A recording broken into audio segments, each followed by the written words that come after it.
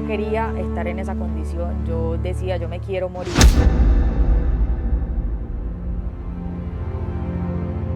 Llegaba a veces muy quebrantada. Y esa persona, de alguna manera, hacía como un rechazo porque yo llegaba, saludaba. Y la gente a veces no sabe con lo que tú estás luchando, con lo que estás batallando.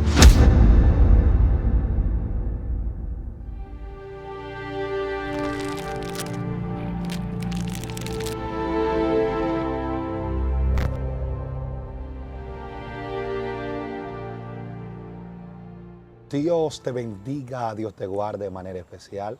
Habla su hermano y amigo Venancio Amparo, desde aquí su plataforma Excelencia Cristiana Televisión, en el segmento Testificando con Excelencia.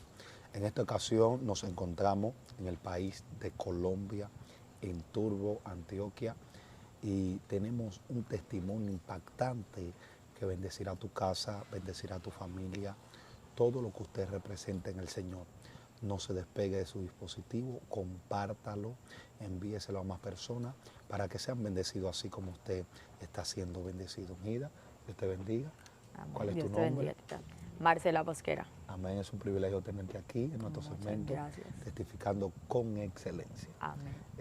Yo quiero que la gente quiere conocer de ti. Cuenta cómo fue tu niñez, dónde te criaste, dónde vienes. Bueno, nativa, oriunda, nacida en Turbo, Antioquia.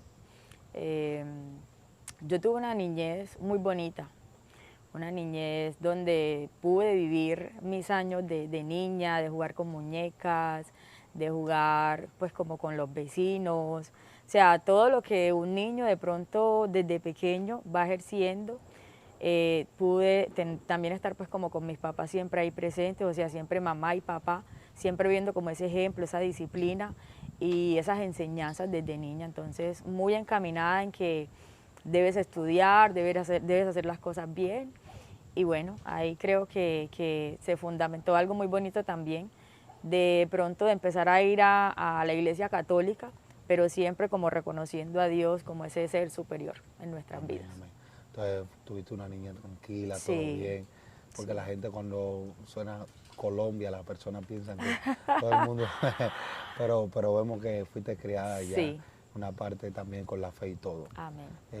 Ya en la parte de la adolescencia, la juventud, ¿cómo te fuiste desarrollando? Bueno, ya en la adolescencia como tal, no era de pronto como una adolescente rebelde, de pronto algo de rumba, algo de a veces estar en la calle, pero no era como salida de mis cabales por la educación que ya había recibido de mis padres y por ese entendimiento pues como de que hay que hacer las cosas bien siempre. Okay. A mis 16 años, entonces ya yo ingreso a la universidad, termino el colegio, ingreso a la universidad y ya en el segundo semestre de la universidad pues empiezo a sentirme mal, empiezan síntomas raros, extraños en mi cuerpo, empiezan a salirme cosas también en el cuerpo y nada, empezamos a buscar por muchas partes, médicos.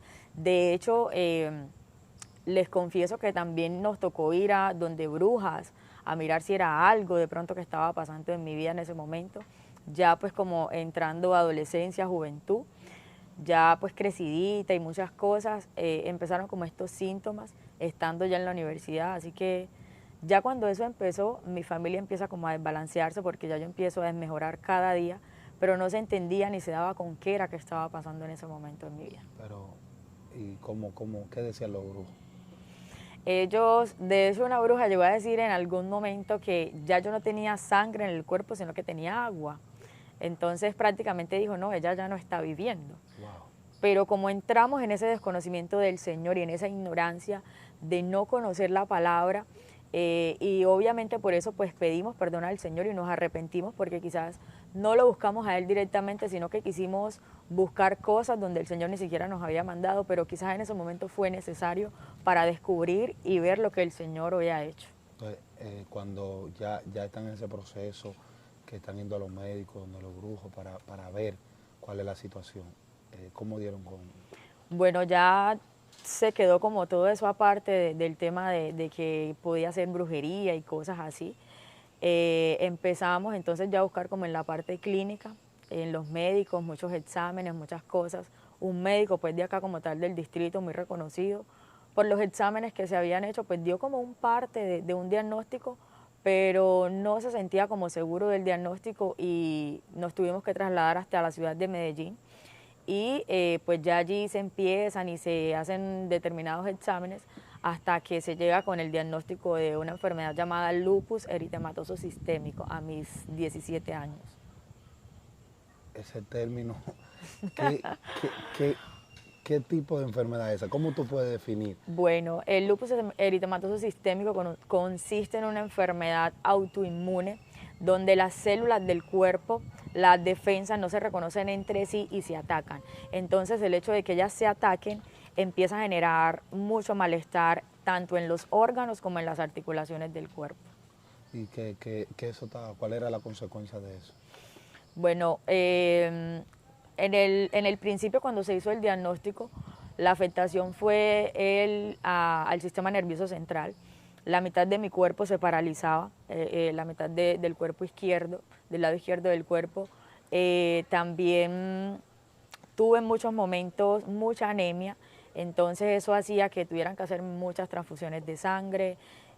A veces me quedaba, el dolor de cabeza era impresionante. De hecho, yo en el tercer semestre de la universidad me tocó retirarme porque los síntomas eran tan fuertes que yo no me aguantaba el seguir estudiando. Así que yo me retiro de la universidad y dejo casi medio semestre empezado y empiezo ya como a quedarme quieta, estable.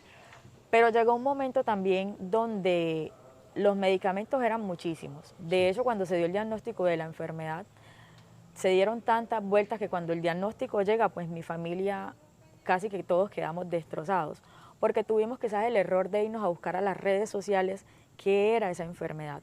Y lo que esa enfermedad nos conducía era que casi que todo producía o conllevaba la muerte. Y yo soy la única mujer en medio de 4 hermanos, son 3 hombres y yo, y para ellos eso fue devastador en ese momento. Entonces, cuando ya buscan en internet, perdón, y miran como todas las consecuencias y todo lo que acarreaba esta enfermedad, ellos dijeron, no, ya hasta aquí le llegó la vida a mi hermana.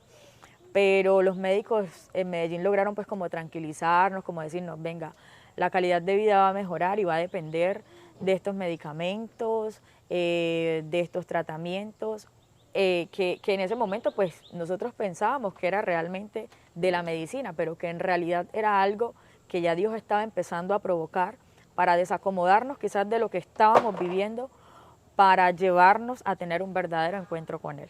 Entonces, eso fue un propósito especial. Tú dices que impactó mucho tu familia, el estado emocional de ellos y tanto el tuyo también. ¿Cómo se encontraba? ¿Cómo tú lo veías? ¿Y cómo tú misma te sentías? Bueno, para ellos, para mí pues fue muy difícil. Yo tenía 16 años y yo estaba muy bonita, o sea, estaba en la flor de mi juventud y el cabello y el rostro. Y bueno, quizás uno a esa edad tiene pensamientos a veces muy deliberados de yo quiero estar en la calle, andar en rumbas y muchas cosas. Y de alguna manera Dios cortó eso, ¿sí? Yo siento que Dios cortó algo que quería hacer para mi destrucción, porque en ese momento quizás entonces ya llegaban hombres mayores a enamorar y una cosa y la otra, y quizás, o sea, ese no era el plan que Dios había establecido para mi vida. Entonces cuando la enfermedad llega, el estado emocional mío cambia, de hecho mi cuerpo físico también empieza a transformarse porque yo empiezo a engordarme o a verme un poquito más troza por los medicamentos que tomaba. Y mis hermanos que quedan acá en Turbo, porque a mí me tocó trasladarme a vivir a Medellín por el clima de aquí de Turbo, decían que no me hacía bien.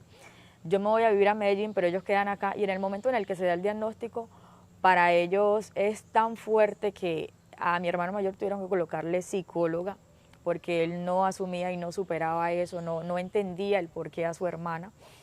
Y los demás pues eran ahí como con los amiguitos, había uno que era muy aislado. Entonces él se hacía como hacía parte y era pues como a llorar, como a pensar y todo eso, pues los profesores cuando ellos estaban en el colegio, los menores, eran como muy pendientes de ellos porque pues uno en esa condición no sabe cómo va a reaccionar la otra persona, cómo va a reaccionar el familiar, pero logramos tener un apoyo de todas las personas que teníamos a nuestro alrededor. Entonces, de alguna manera ellos lograron salir adelante Y ya yo siento que a mí Dios me llenó de mucho valor y mucha valentía y mucha fortaleza para que ellos me vieran fuerte a mí también. Y yo decía, yo quiero que ellos me vean fuerte para que ellos también pues estén bien y no sientan de pronto como que yo me estoy yendo, sino que todavía podemos tener una esperanza de vivir. Amén. Esa es la situación de ellos, Sí. pero tiene que salir de Turbo, de donde naciste, Sí. creciste, te estaba criando, ya estaba en tu adolescencia, tu juventud, ahora en Medellín. En Medellín, Porque efectivamente. tú decías, me tengo que mostrar fuerte, pero internamente,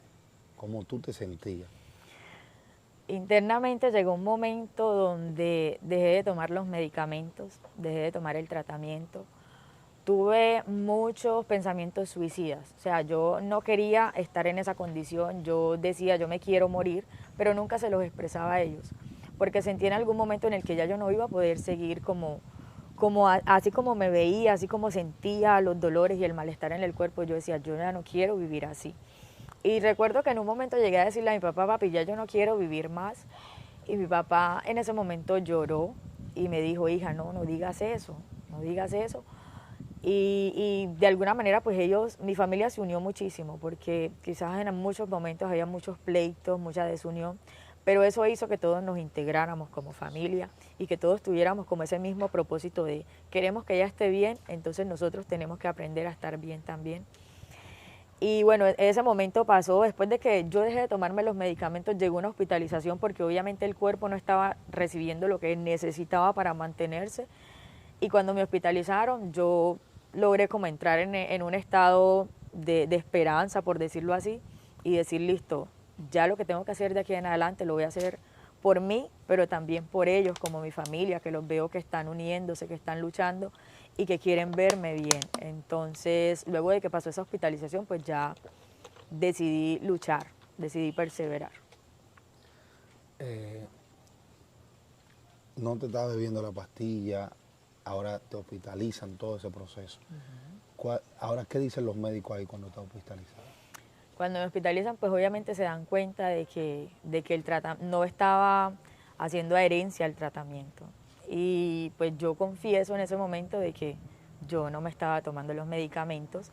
Mi mamá pues llora porque ellos entregaron en mí la confianza de que tenía que ser juiciosa con los medicamentos. Ellos llegaron hasta cierto punto, más o menos 4 meses, donde ellos mismos me suministraban, pero ya de ahí para allá me dijeron, no, ya te corresponde a ti hacerlo porque pues tienes la madurez para hacerlo. Entonces confiaron en mí, pero al depositar esa confianza en mí, yo sentí que me desvanecía por momentos y que había soltado los medicamentos. Entonces llegó esa hospitalización, los médicos obviamente entregaron sus consejos y todas las cosas, y más porque este lado del cuerpo se dormía. Entonces, si yo dejaba de tomar el medicamento, el lado del cuerpo iba a mantener completamente dormido o tomaba movimientos involuntarios. Solo alrededor de 3 veces se me dobló la boca al momento de hablar, se adormecía la mano, fueron muchas cosas, la verdad. Si tocaba cosas muy frías, se me caían. Dios mío. Era impresionante. Entonces, cuando ellos veían todo eso, todo les afectaba. Yo siempre lo que quería evitar era que ellos trataran de ver como esos episodios que me daban a mí. Entonces, ya, ¿cómo se fue? Porque la cosa se fue desarrollando más la enfermedad, Sí. ¿verdad? ¿Cómo fue ese proceso? Bueno, ya estando en la ciudad de Medellín, yo empiezo a recibir el tratamiento, el clima me empieza a sentar muchísimo mejor. Y eso fue en el año 2007, me voy yo a vivir a Medellín. Para el año 2010 ya empieza un malestar en el cuerpo y empiezan a decirnos, no, los riñones no están funcionando bien. En ese momento, pues, ay, los riñones, ¿no? Pero logro recuperarme. Del 2010 al 2012 acontece algo, y es que ya en el 2012 yo empiezo a retener mucho líquido, pero muchísimo líquido. Yo parecía un osito, pero un osito grande de lo hinchada que estaba, de todo el líquido que retenía. En ese momento, pues yo creo que fue tanta como la turbación que sentíamos en ese momento que no pudimos lograr tomar fotos, o sea, a nadie se le pasó. Porque algo que siempre tuve presente y es que yo me tomaba fotos y yo decía, pues esto tiene que dar de evidencia, ¿sí?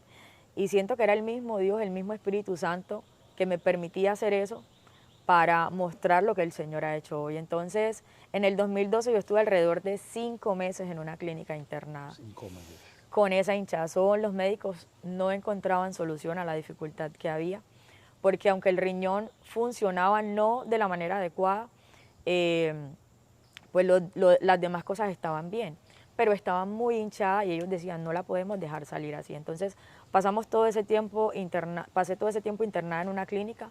Obviamente mi mamá se internó conmigo allá. Las condiciones económicas en la casa se vinieron completamente abajo, porque cuando hay enfermedad en una casa, hasta la economía se siente fracturada.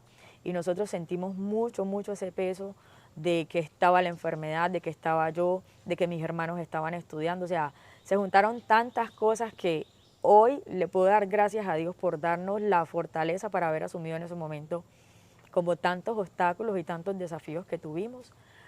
Del 2012 pude salir bien librada, no me llevaron a diálisis, los médicos ya esperaban que fuera a diálisis, no lograron llevarme a diálisis porque el riñón empezó a trabajar solo, empezó a trabajar solo. En ese mismo año empecé a congregarme en una iglesia en Medellín, entonces allí yo recibí a Cristo, en Medellín. La iglesia se llama Amigos de Jesús. Allí yo recibí a Cristo y pues los hermanos, algunos de los hermanos iban hasta la clínica y oraban. Y estando en la clínica yo recibo una promesa que está en el libro de Jeremías, capítulo 33, versículo 6, que dice, aquí yo les traeré sanidad y medicina y les curaré y les revelaré abundancia de paz y de verdad. Y yo me aprendí ese versículo allí en la clínica, yo me lo aprendí, eso fue tremendo. Y desde el 2012 hasta el día de hoy yo aprendí a caminar en esa palabra. Entonces, ya Dios comenzó a hacer su obra. Amén. Entonces, de ahí sigue el proceso. Amén. Continúa el Así proceso. es, sí. Porque te pudiste recuperar de nada, que los riñones comenzaron a responder. Amén. Pero llegó un tiempo donde las cosas se ponen, Sí. empeoran. Amén. Llegó un tiempo donde ya el llamado de Dios tenía que establecerse, tenía que cumplirse. Y del 2012 al año 2016, digamos que en ese lapso de tiempo, pues yo asistía a la iglesia y sí, conocía y empezaba pues como a conocer del Señor, pero era como ahí tambaleando, Sí. como que ahí, como que bueno, estoy en la iglesia, pero obviamente seguía en el mundo, seguía con mis deseos carnales y todo lo demás, hasta que ya en el 2016, a mitad de año, yo voy a una consulta médica con todos los exámenes y el médico me dice, ni siquiera estaba hinchada, no tenía nada, o sea, pero el estrago ya se estaba haciendo. Cuando yo llego a la consulta, el médico me dice, los riñones ya van a dejar de funcionar. Entonces, con esto yo tengo que inducirte ya a diálisis. Cuando él me dice eso, o sea, mi corazón, yo no sabía, o sea, sentí algo tan, tan horrible en mi corazón, porque era lo que yo más temía. Y en el libro de Job hay una palabra donde dice, lo que más temía, eso me aconteció, ¿sí? Cuando él me dice eso, yo siento que ahí el Señor está tocando, está palpando. Entonces yo quedo en shock en ese momento. Él me dice, tienes que ser fuerte, lo voy a hacer porque no quiero que vaya a llegar como una consecuencia mayor de que te vaya a tener que hospitalizar y vayas a llegar a una hemodiálisis donde tu vida se va a ver muchísimo más desgastada en el momento en el que te hagan las hemodiálisis, porque cuando yo entro, pues entro a diálisis peritoneal y que era una diálisis que podía realizarme en casa. La hemodiálisis ya me tocaba estar en un centro clínico y que me conectaran a una máquina y que eso era algo que todos los días tenían que, o por lo menos los días que tocara la diálisis, tomarme un catéter y muchas cosas. Entonces él decía, yo no te quiero exponer a ese, como a eso tan fuerte. Entonces desde ya te voy a hacer la inducción a diálisis, te vas a quedar acá en Medellín por una semana, te vamos a hacer una serie de exámenes y te vamos a dar las capacitaciones para que sepas qué vas a hacer en casa, y en casa pues todo debe estar adecuado para que esto se pueda dar. Yo llamo a mi familia llorando, yo no dormí, no sé, o sea, Dios me llenó de fortaleza en ese momento incluso para darles la noticia, porque yo decirle, familia, voy para diálisis, era como que si les estuviera diciendo nuevamente que estaba el diagnóstico de lupus y que diálisis era muchísimo más fuerte. Pero eso lo había hecho la misma enfermedad. Sí. Ya luego que recibo como toda esa inducción allá en Medellín, cuando yo regreso, pues ellos me esperan, mis amigos también, con palabras de aliento, con abrazos, pero yo sabía que lo que me iba a enfrentar era duro, era muy duro, porque ya conocía testimonios de personas en diálisis y sabía pues, que el riesgo de morir era muchísimo más alto que el tener solamente el diagnóstico de lupus. Pero logramos organizar en la casa, tocó hacer préstamos, tocó hacer muchas cosas para organizar una habitación que tuviera las condiciones para hacer la diálisis en casa. Ahí, porque ahorita fuiste, dijiste que esa enfermedad, cuando viene la enfermedad, también hasta la economía comienza a Amén. balancear. Ahora dice que tomaron hasta préstamos para acondicionar el lugar para la diálisis en casa. Sí. Entonces, como cuando estaba ahí en el cuarto, en la habitación, ¿qué te pasaba por la mente? Porque Bueno, el proceso se iba aumentando más. amén. Te convertiste, pero las cosas en vez de arreglarse, humanamente se estaban empeorando. Amén. Aunque Así espiritualmente las cosas estaban mejorando. Amén, así es. Listo, ya empiezo a hacerme las diálisis en el trabajo, el cuerpo físicamente otra vez empieza casi que a deformarse porque las diálisis peritoneales lo que hacen es introducir un líquido en la cavidad peritoneal del cuerpo y son 2 litros de agua. Entonces ese líquido lo que hace es limpiar las toxinas para que lo que no puede salir por la orina, porque no podía tomar ni siquiera líquido, no podía tomar agua porque ya todo eso me iba a hacer retener líquidos, o tenía que hacer un control por lo menos de lo que me tomaba. Y era un proceso que me tocaba 4 veces al día, a las 6 de la mañana, al mediodía, a las 6 de la tarde y a las 10 de la noche. Entonces, ya yo ahí sentí que mi vida estaba en una cárcel, que yo estaba cautiva en esa enfermedad. Y cuando yo me hacía las diálisis, ya yo sentía que quizás no me podía levantar de allí. Llegó un momento donde de la diálisis peritoneal manual me cambiaron a una máquina, pero también era en la casa. Recuerdo que no pude durar ni siquiera un mes con eso porque en esos días estuvimos en la iglesia, nos hablaron de un espíritu de muerte que rondaba, no sé qué. Cuando mi mamá dice, yo sé que es con mi hija, yo sé que es en mi casa porque la niña no duerme. Para dormir yo tenía que conectarme a la máquina, buscar una silla, rimas de brazos, poner una almohada y dormir ahí sentada, porque sentía que si me acostaba me iba a ahogar y no iba a amanecer. Y así pasaron alrededor de un mes hasta que los médicos, acá nos tocó regresar a Medellín y para que los médicos me retiraran de pronto ya otra vez el estar conectada a la máquina así peritoneal y volver a hacerme las diálisis de manera manual. Pero para mí seguía siendo algo muy difícil, muy difícil.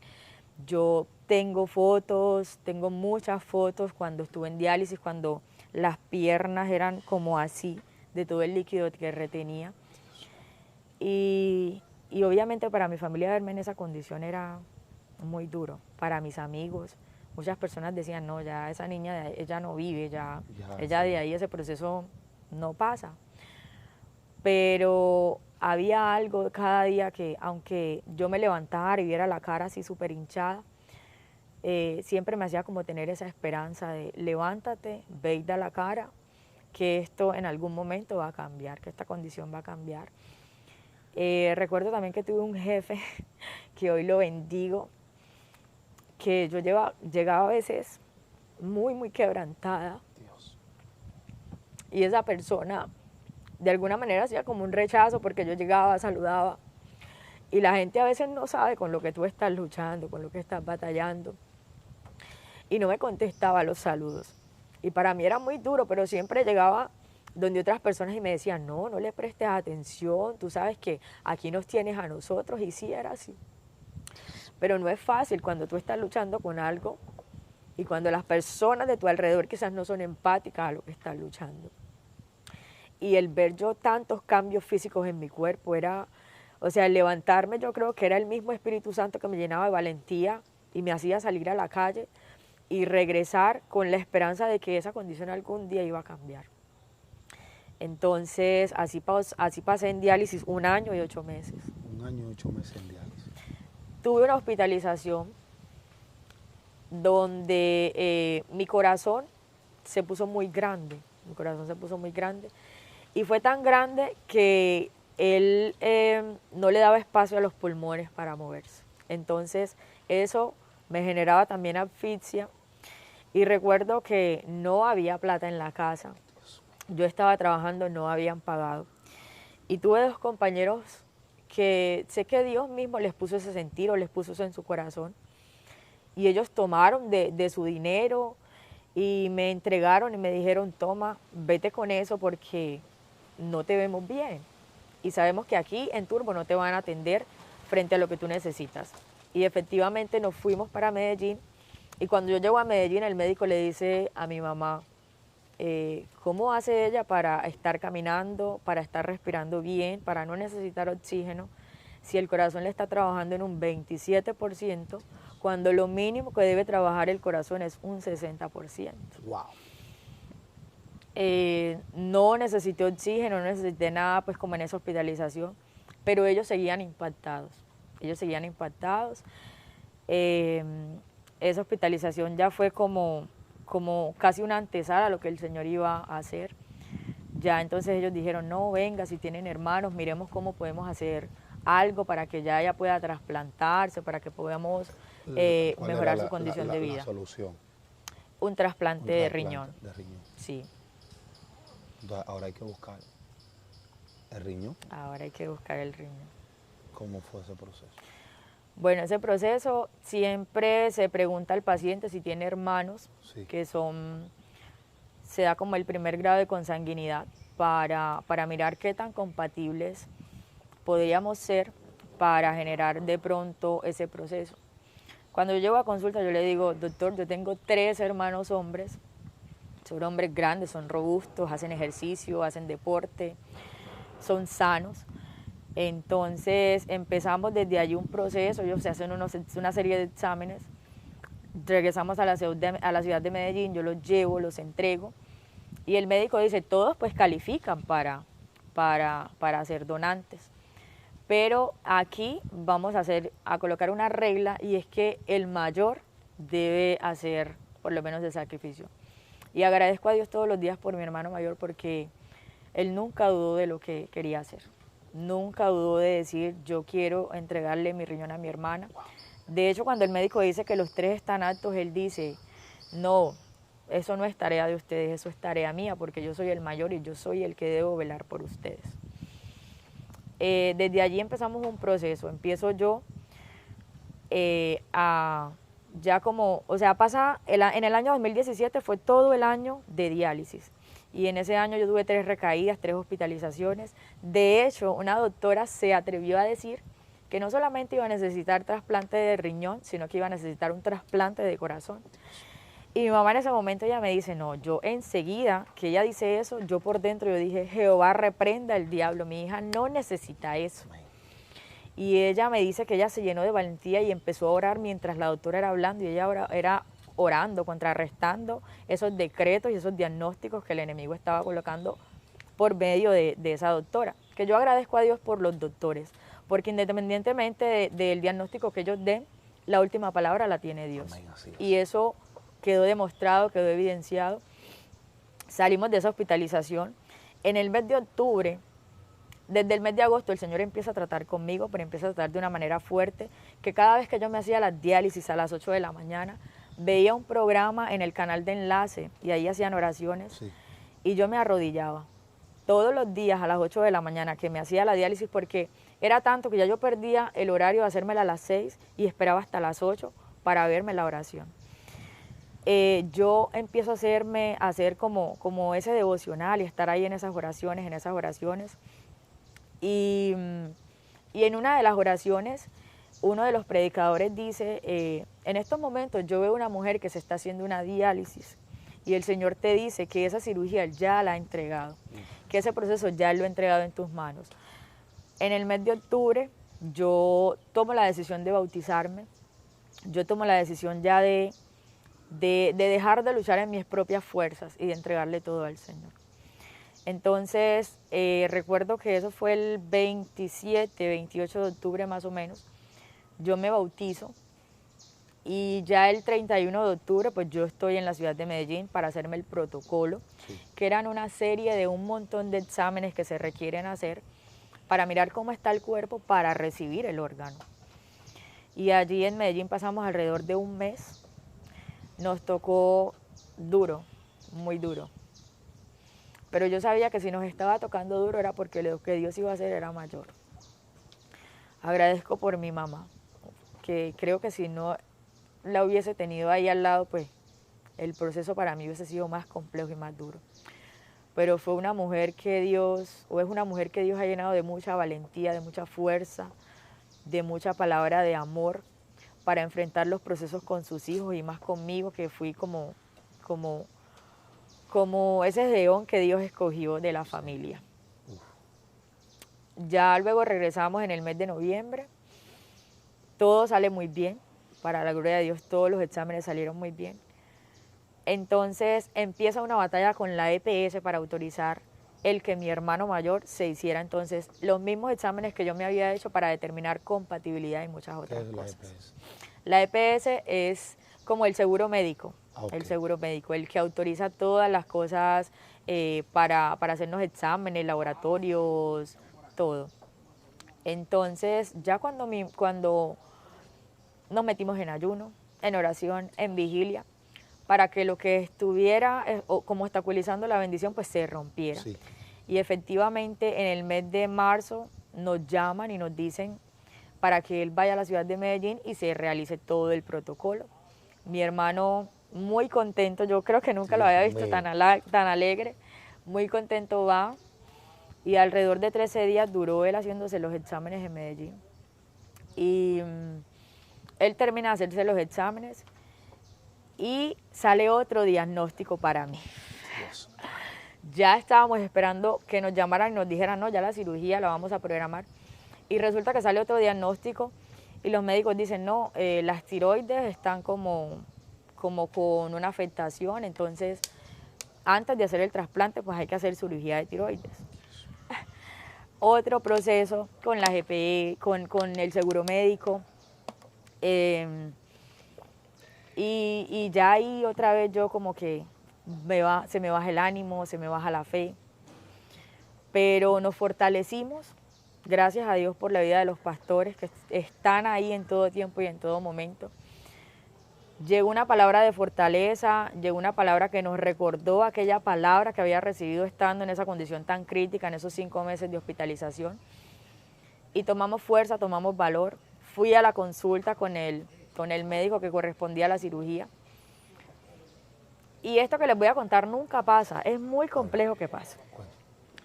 Resulta que el cirujano de una clínica donde ya se tenía el proceso del trasplante, se comunica con el cirujano de cabeza y cuello de otra clínica diferente. O sea, es muy difícil que los cirujanos se comuniquen entre ellos mismos.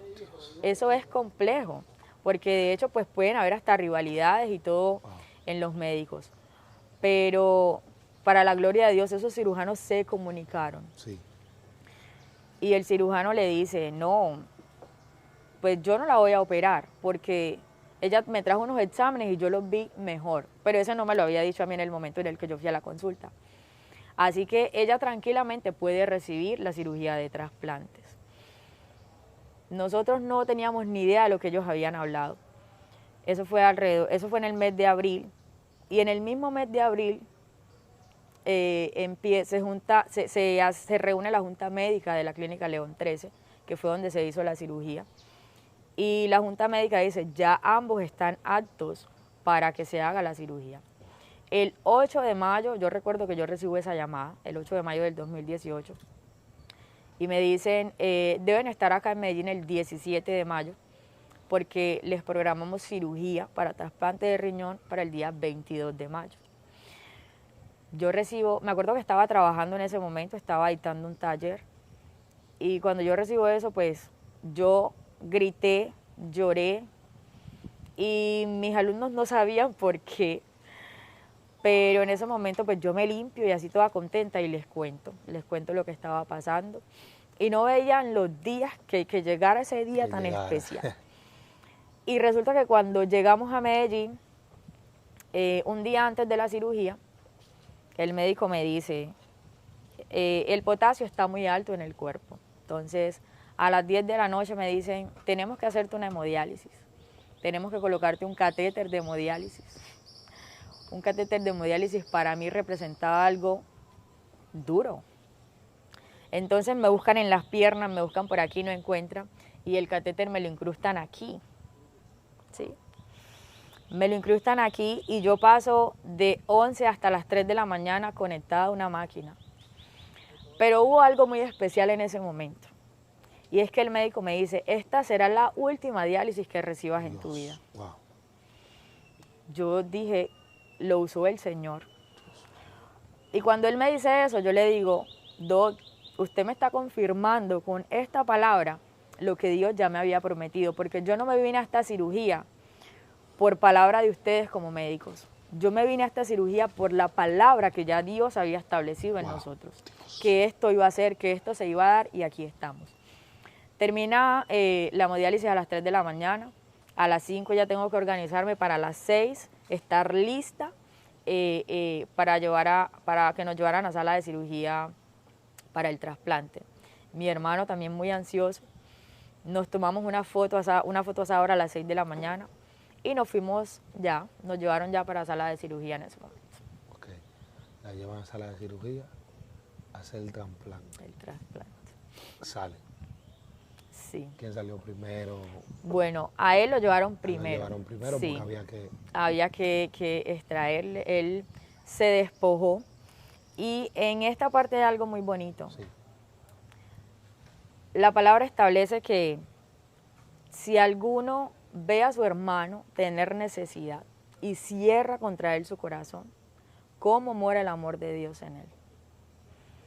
Y el Señor termina diciendo, hijitos míos, no amemos de palabra ni de lengua, sino de hechos y en verdad. Y mi hermano, el Señor me hacía recordar, así como Cristo se despojó por nosotros, en ese momento mi hermano lo estaba haciendo por mí. Y la cirugía de él duró alrededor de 6, 7 horas, fue compleja. A él de hecho lo iban a rajar, pero a lo último los médicos lo que hicieron fue inflar su abdomen y hacer como un poquito más complejo, pero que no quedara tan marcado su abdomen tampoco por la cirugía. Pero les trajeron el riñón más grande. De hecho, su riñón tenía una particularidad y era que tenía 2 arterias, que eso no se ve. Por lo general, el riñón normal con el que todos fuimos diseñados tiene una sola arteria y el de él venía con 2. O sea que la función que hace el riñón que yo tengo hoy es extremadamente grande, porque ese fue el riñón que a mí me entregaron, o que le sacaron a él para entregarme a mí. Wow. Cuando salimos de sala, él sale primero, y yo estoy caminando de la ansiedad yo me puse a caminar, y el cirujano sale y me dice, venga, y es que usted no quiere que la operen.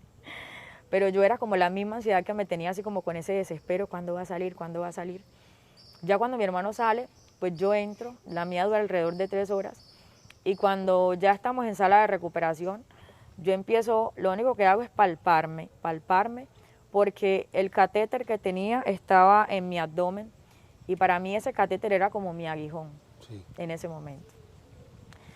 Ya cuando yo siento, y yo, ay, ya me lo quitaron. Y ahí como en medio de la anestesia yo empiezo a orar y a alabar a Dios.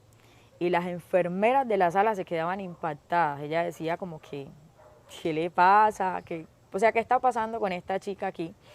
Pero yo sabía con quién me estaba conectando, yo sabía a quién le estaba dando gracias, porque era el momento que tanto habíamos esperado y el Señor lo había hecho real. Así que ya luego él lo pasa en habitación, ya luego me pasan a mí. Y cuando él está en habitación, fue muy complejo porque ya le empieza a sentir el dolor de haberse despojado de algo. Su cuerpo empieza a reclamarle que se despojó de algo. Así que él me dice que él sentía de pegar gritos, pero que se mordía la almohada para que yo no lo escuchara, para que yo no me fuera a alterar. A mí esa cirugía, amados hermanos, no me dolió absolutamente nada, le dolió a él. A mí, yo no les puedo decir que yo sentía algún dolor, a mí también me hicieron una cortada, Me colocaron muchos medicamentos, pero a mí no me dolía nada. A quien le dolía era a él. Wow. Es fácil cubrir una necesidad de una persona cuando es monetaria, Amén. de nada que tú le tengas que dar al ojo, pero tú despojarte Amén. de un órgano, de algo que te pertenece a ti, que es tu cuerpo, que es fundamental en tu Así vida, es. una muestra de amor. Amén. Y el amor no es solamente palabra, Así. pues cualquiera puede definir la palabra amor. Amén. Pero el punto es cuando tú manifiestes ese amor. Así es. Y eso fue lo que tu hermano manifestó, que Dios lo puso en él. Amén. Porque no era porque eran hermanos solamente, era porque hay un amor en él especial. Amén. Así hacia es. su hermana. Como ya salen de sala, la recuperación. Bueno, la recuperación, la de él fue muy... Él se duró alrededor de 3 días en la clínica. A mí a los 2 días ya me dieron de alta. Ya luego sale él, pero después de que yo regreso a la semana, a la consulta de revisión, vuelve a pasar algo. Y es que el médico me dice con los exámenes, la creatinina está muy alta, la creatinina es la que mide la función renal en el cuerpo. Y cuando él me ve como el bulto aquí en el abdomen, pues era quizás un médico que no había estado en el proceso. Y él dice, no, pero es que este riñón está muy grande, aquí está pasando algo raro. Y él enseguida manifiesta y dice la palabra, aquí hay un rechazo. O sea, me están diciendo a mí que la promesa que Dios está cumpliendo no se está cumpliendo de verdad. Y recuerdo que mi mamá está conmigo en la consulta y mi mamá me agarra de la mano y me dice, hija, no creas en esas palabras porque eso es una mentira del diablo. Y me agarra, yo me acuerdo que mi mamá me agarró súper fuerte en ese momento y me dice, es una mentira del diablo. Me dicen, te vamos a dejar internada, vamos a empezar un tratamiento que tiene que durar 7 días y en los 7 días debes dar respuesta. Si no das respuesta, el órgano lo puedes perder. La fe se activó, yo llamé a los pastores, pastor, está pasando esto, el pastor me dijo, hija, vamos a orar porque es que el Señor fue quien estableció esta palabra y usted debe mantenerse en esa palabra. Empezamos a adorar en ese lugar y yo tenía algo muy particular también, y es que después de que yo me bautizo, a cualquier clínica, a cualquier consulta, a donde yo fuese, yo entraba orando y pisando con autoridad ese lugar. Porque si esos lugares se habían convertido en mi lugar de batalla y de guerra, también se iban a convertir en quienes verían la gloria de Dios en mi vida, ¿sí? Entonces yo entraba adorando, yo entraba orando, yo le hablaba a las enfermeras de Dios. Y yo digo que a veces la gente cree que uno está loco, pero cuando el fundamento de Cristo está, ya tú sabes que tú no estás haciendo las cosas para que te vean. Que si te ven hablando solo, tú sabes que no estás hablando solo.